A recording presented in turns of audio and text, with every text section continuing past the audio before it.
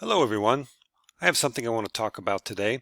It's been on my mind lately and it's frankly gotten me a little frustrated. I've been having a hard time explaining this concept to people and I thought maybe an example would be the best way to get the point across. So here we are. Um, when you are a marketing person, sometimes you are asked the impossible. This happens a lot, this conversation right here. So me asking, who is our target audience? The client responding, well, I want us to target everyone. Well, the problem with that is not everybody is a good target for whatever you're selling, your product or service. It's tempting to think that in this internet age, the whole world basically is our marketplace and we have an infinite number of customers to market our goods and services to. But the fact is that's not really a smart marketing strategy. And it'll wind up costing you some money if you're determined to stick with it. So let's go forward here. So what are the most important ingredients in good advertising? How about captivating images? Well, no, that's not even close. In fact, a lot of people believe this, but the fact is, as long as the images align with your products or service, the precise choice of images makes little or no difference in conversion rates. So don't waste your time fretting over this detail. I mean, yes, you want to have obviously quality pictures, high resolution, and they have to match with what you're selling. Beyond that, don't put too much thought into it. So it's the copy then, the words. Well, here we're getting warmer, and yes, the essential value proposition that you present to your audience is very important. But overwrought wordsmithing is useless and may even hurt your efforts. It confuses your audience. Instead, focus on a clear, consistent, concise message. Don't add any more than you have to. Just tell them what it is, exactly what it is, and don't create any unnecessary confusion. So maybe then it's the branding, the color palette, the great logo, the unique font. Well, now we're getting colder again because these things are not very important either. Your core brand message is important, but these other details really are not. And, you can talk about branding and the importance of a global brand. You look at things like Nike and the brilliant swoosh that they came up with by accident probably, but um, I guess I've already given it away. So these things aren't important. What really is? Yes, strategic targeting. This is by far the most important element in setting up a marketing campaign. Now, as the campaign progresses or future campaigns will be informed by the data collected during these initial campaigns, but to start someplace, you got to be smart about it and you can't just spray the infield. So what do we mean? As I said, I have an example prepared for you and I hope you'll enjoy it. And I think it'll explain what I'm talking about in very mathematical terms. So a tale of two cities.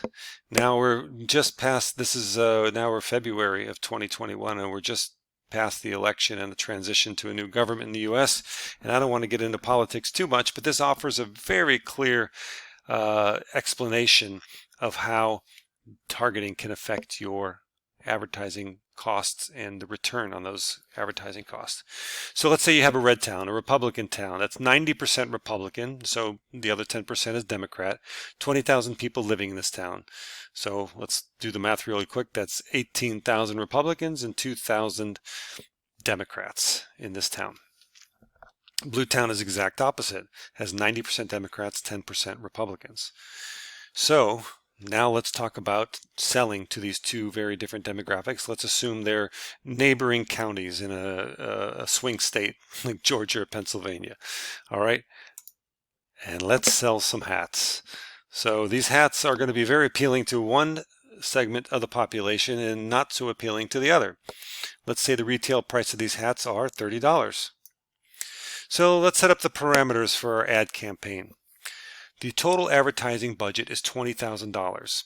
So the cost per ad we know is about, based on previous experience, we know that they're about $1 per ad. And when I say ad, I'm talking usually about an ad click, a click to the website, a click to the e-commerce store on Facebook or Google. So this is a digital ad and it costs about $1 per click. And we know, typically, again, this is based on other research, that the conversion rates for this type of thing will be the Republicans are going to be drawn to this product and 5% of them are going to buy it. The Democrats, not so much, and maybe 1% will sneak through there somehow. Who knows? Maybe they're buying a gift for a Republican friend, or maybe they want to use it as a porta potty on a camping trip. But in any case, a few Democrats will buy it, not very many, and so this is our parameters for setting up our ad campaign. So let's look at two different scenarios. In the first scenario, we're going to dump our entire advertising budget, all $20,000, into the red town, the Republican town, because we think this is where a lot of people are going to buy it. So if 5% of these 18,000, remember it's 90% of them are Republicans, so that means 18,000 Republicans, and 5% of that is going to equate to 900 conversions, 900 hats sold to the Republicans in the red town. 1% of the 2,000 Democrats in this red town will also buy the hats. That'll be 20 hats sold to Democrats in the red town. So this is a total of 920 hats that are sold at $30 each for a gross revenue of $27,600. Subtracting the cost of advertising, which again was $20,000, gives us a net profit of $7,600. Hey, not bad. Let's look at the second scenario. Let's target everyone, as the client or the boss always wants you to do. Let's sell this product to everybody. Everyone's going to love our product, right? Let's just sell it to the whole world. So in scenario 2, we're going to divide the budget equally. So we're going to send half of the ads to the red town, half to the blue town. So 50% of the population in each town will see this ad. So that means, yes, so 1% of 1,000 Democrats in the red town will buy 10 hats, 5% of the 9,000 Republicans in the red town will buy 450 hats. Obviously, it's going to perform not as well in the blue town, the Democrat town, where 1% of the 9,000 Democrats, so the greater part of the population, will buy these hats, 90 of them, and 5% of the 1,000 Republicans in the blue town, the Democratic town, will buy 50 hats. So now we've sold a total of 600 hats, again $30 each, for a gross revenue of $18,000. But our advertising cost was $20,000, so we actually have a net loss of $2,000. That's what happens when you try to sell to everyone. Ouch! This poor targeting, or no targeting rather, cost us almost $10,000. In the first one we made $8,000, almost $8,000. The second one we lost $2,000. So that's a $10,000 swing. So, do we really want to target everyone? I see some blues in there. I see some reds. I see a lot of other colors. No, we want to acknowledge and accept the inherent differences between people. And different demographics have different preferences, and you cannot expect to sell them something that they really don't want or need.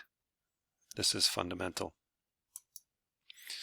So the fact, targeting everyone is a waste of advertising money.